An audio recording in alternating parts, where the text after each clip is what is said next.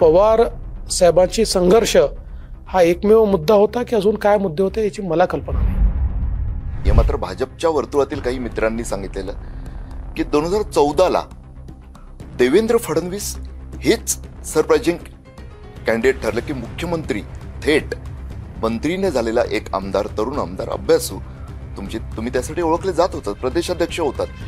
परंतु ते घडलं तेव्हा अशी चर्चा मी ऐकली की पंतप्रधान मोदींनी महाराष्ट्रात चौकशी केलेली की शरद पवार यांना, मी जरा स्पष्ट शब्द वापरतो, की शरद पवार यांना विकलं जाणार नाही, त्यांच्याशी कोणत्याही प्रकारची तडजोड करणार नाही असा माणूस कोण? तर मला जर मी चुकत नसेल तर त्यावेळेच्या संघटन मंत्र्यांनी मोदीजींना असं सांगितलं की एकच आहे आणि तो म्हणजे देवेंद्र फडणवीस। हा किस्सा खरा आहे?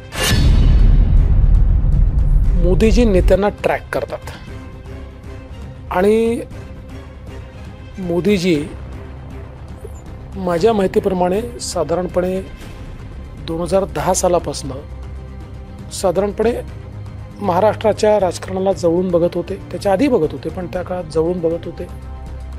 त्यामुळे महाराष्ट्राच्या राजकारणात कोण काय करताय याकडे त्यांचं निश्चित लक्ष होतं। किंबहुना एक पक्षातला नेता म्हणून मी काय नेमकं करतोय याचं ट्रॅकिंग देखील त्यांच्याकडे होतं आणि म्हणून मला असं वाटतं की त्यांनी निश्चितपणे तो निर्णय केला। पण आता केवळ त्याच्याकरता पवार साहेबांची संघर्ष हा एकमेव मुद्दा होता की अजून काय मुद्दे होते याची मला कल्पना नाही।